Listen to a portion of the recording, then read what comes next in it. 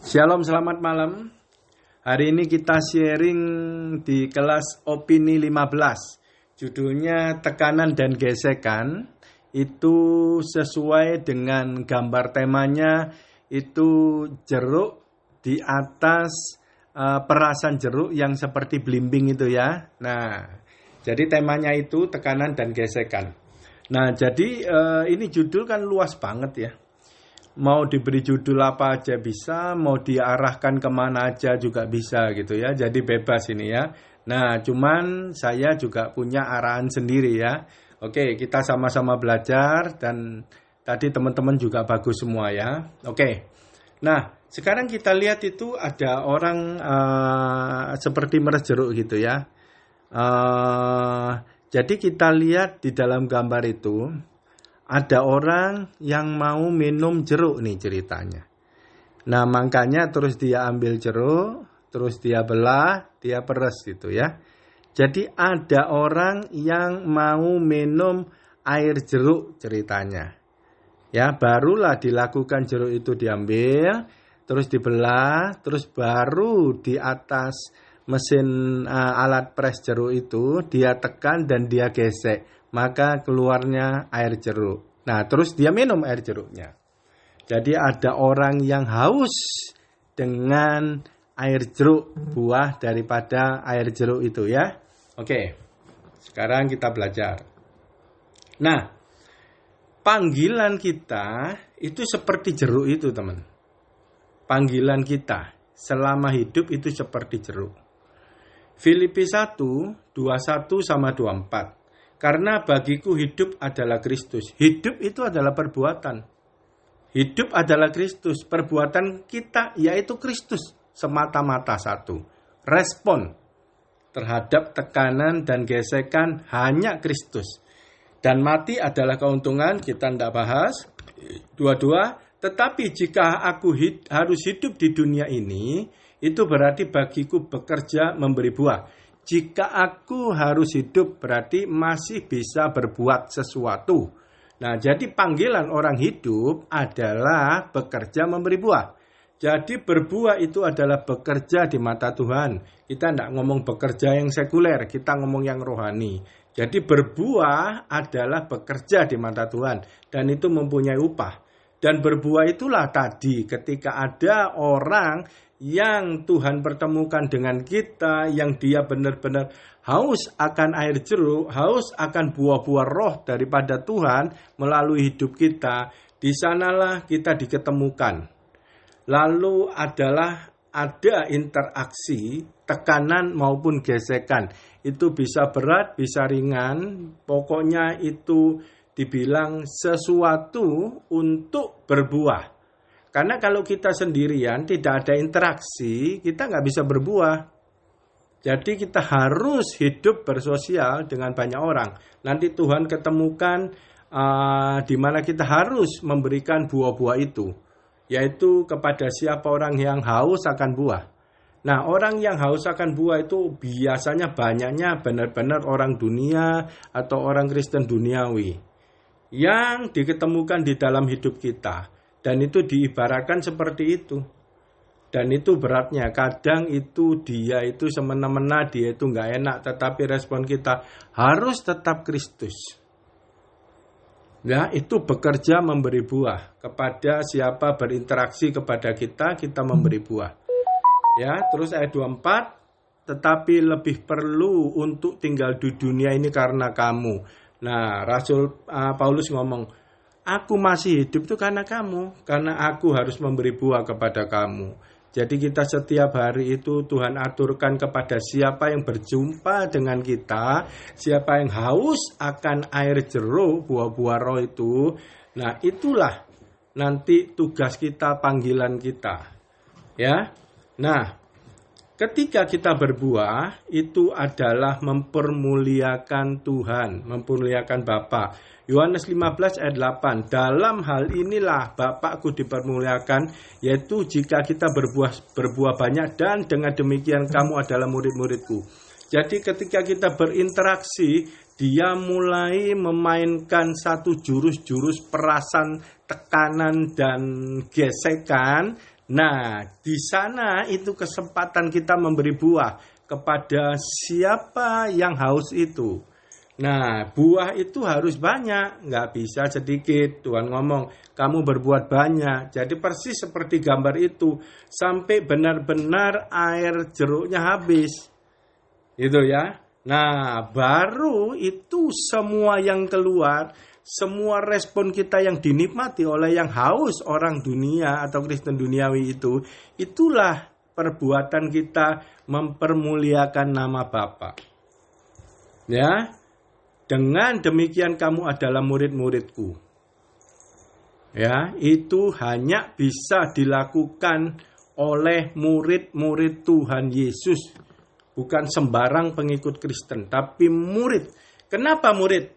Yohanes 6 ayat 56, barang siapa makan dagingku dan minum darahku, ia tinggal di dalam aku dan aku tinggal di dalam dia. Hanya murid yang melakukan perjamuan kudus dengan Tuhan Yesus. Kita makan daging Tuhan dan minum darah Tuhan Yesus, yaitu di posisi Maria. Kita terus mendengarkan firman dari Tuhan Yesus, Roh Kudus menerjemahkan, mengajari, mengerti, sehingga kita berbuah. Nah, itu makan daging dan minum darah Tuhan Yesus ya, firman-Nya firman hidup.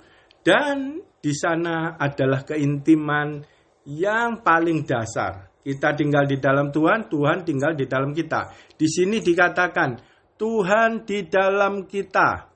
Jadi waktu kita ada tekanan dan gesekan, itu yang keluar adalah Tuhan. Artinya yang keluar adalah firman, yaitu hidup adalah Kristus. Dan kalau kita terus di posisi Maria, kita belajar dengar-dengaran sama Tuhan, terus dengar dan mengerti, otomatis yang dulu kita seumpama salah, terus kita itu lahir baru jadi jeruk. Ketika baru kulitnya jeruk tapi isinya masih salah, tidak bisa diperes. Kalau orang butuh air jeruk, tidak bisa keluar. Yang keluar duniawi. Makanya itu harus jadi murid Tuhan. Supaya dalamnya yang salah itu diganti semua dengan jeruk, yaitu firman Tuhan. Jadi ketika ada tekanan dan gesekan berinteraksi, keluarlah yang aslinya apa karakter kita di dalam, yaitu karakter Kristus. Dan itu mempermuliakan Bapa. Di sana penjangkauan jiwa-jiwa dan lain-lain itu akan terjadi, ya. Dan ini adalah cocok dengan persembahan yang kudus sesuai dengan perjanjian baru. Roma 12 ayat 1 dan 2. Karena itu saudara-saudara, demi kemurahan Allah aku menasihatkan kamu supaya kamu mempersembahkan tubuhmu sebagai persembahan hidup. Reaksi respon kita itu persembahan yang hidup, yaitu buah-buah roh. Bukan lagi aku yang berbuat, tetapi Tuhan yang berbuat melalui tubuhku. Itu persembahan yang hidup, itu berbuah. Ketika berinteraksi, ada tekanan, ada gesekan, itu yang keluar, itu persembahan kita kepada Tuhan. Karena bukan keinginan kita, tapi keinginan Tuhan yang kita lakukan di dalam diri kita. Ya, apa yang di dalam? Itu adalah persembahan yang hidup, yang kudus, yang berkenan kepada Allah. Itu ibadahmu yang sejati. Ibadah sejati, perjanjian baru ngomong itu. Yang lainnya kelas 2, ini sejati, ini benar-benar murni. Janganlah kamu menjadi serupa dengan dunia. Kalau mau ibadah sejati, kalau mau diperes keluar benar-benar air jeruk, isi dan kulitnya sama. Bukan bajunya kulit jeruk, dalamnya salah, nggak bisa diperes, bukan. Kalau kulitnya jeruk, dalamnya harus air jeruk, integritas.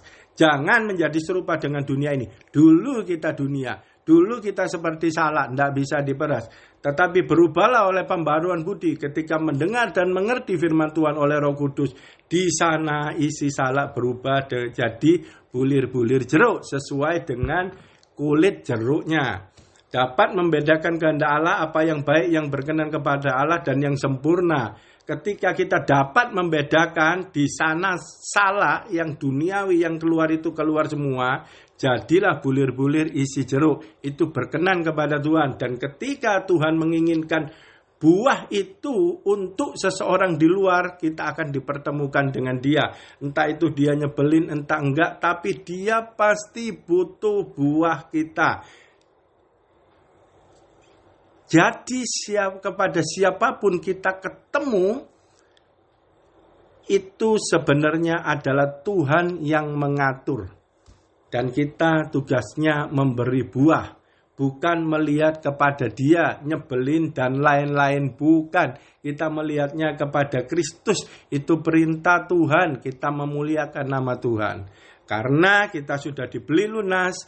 Jadi semua penghidupan perbuatan kita bukan lagi cerita tentang diri kita sendiri. Tetapi tentang Kristus yang ada di dalam kita. Roma 7 ayat 4, sebab itu saudara-saudara, kamu juga telah mati bagi hukum Taurat oleh tubuh Kristus, supaya kamu menjadi milik orang lain, yaitu milik Dia, yang telah dibangkitkan dari antara orang mati, agar kita berbuah bagi Allah. Jadi ketika respon kita air jeruk, respon kita berbuah, itu sebenarnya adalah persembahan kepada Tuhan. Jangan lihat yang meres. Ya, jangan lihat manusia, tapi itulah panggilan kita berbuah bagi Tuhan, memuliakan Allah. Jangan lihat yang memeras jeruk itu. Ya, kalau kita fokus kepada manusia, kita bisa kecewa, kita bisa berhenti, kita bisa berbuah. Kita bisa mengasingkan diri dan itu tidak bagus. Dan itu bukan tujuan Tuhan seperti itu. Kolose 1 ayat 6, yang sudah sampai kepada kamu, Injil itu berbuah. Injil itu berbuah. Ya, cirinya orang yang mempunyai Injil, orang yang mempunyai firman, dia tidak akan diam. Responnya pasti itu namanya berbuah. Tidak keluar dari iman, itu adalah kehendak Tuhan. Jadi orang yang nggak ngerti Injil, nggak punya Injil, itu semua buahnya adalah palsu. Dan ketika benar tekanan dan gesekan asli yang keras datang, itu keluarnya pasti dunia semua. Ya, Ibrani 10 ayat 38. Tetapi orangku yang benar akan hidup oleh iman. Hidup adalah perbuatan, hidup oleh iman. Berbuah itu adalah perbuatan iman. Ibrani 11 ayat 6. Tanpa iman tidak mungkin orang berkenan kepada Allah. Orang Kristen tidak ada jalan lain, berbuah. Itu adalah perbuatan iman. Di luar itu Tuhan ngomong tidak berkenan kepada Allah. Karena hidupnya bukan lagi persembahan kepada Tuhan. Tetapi hidupnya bercerita tentang diri sendiri. Respon sendiri yang sangat-sangat kedagingan, sangat-sangat keduniawian. Makanya Tuhan ngomong gak berkenan semua di luar iman. Begitu pentingnya iman, sampai ada ayat Lukas 18 ayat 8. Jika anak manusia datang, apakah ia mendapati iman di bumi? Mau tahu? Apakah iman itu ada di dalam kita? Nah, di setiap perjumpaan yang Tuhan izinkan kepada siapa yang haus akan buah-buah roh, nah di sana kita akan tahu kita mempunyai iman apa enggak melalui perbuatan iman yang ada di dalam diri kita. Ya. Kamu memang sudah bersih karena firman yang telah kukatakan kepadamu. Iman itu adalah firman yang keluar dari mulut Tuhan, itu materialnya. Ketika kita terima, maka buah yang lama keduniawian itu dibersihkan dan diganti oleh buah jeruk bulir-bulir itu. Ya, ranting tidak dapat berbuah dari dirinya sendiri. Kamu tidak dapat berbuah jika kamu tidak tinggal di dalam aku. Oke. Nah, jadi saya beri lagi kesimpulannya. Jadi ada orang yang haus akan air jeruk, buah-buah yang murni itu.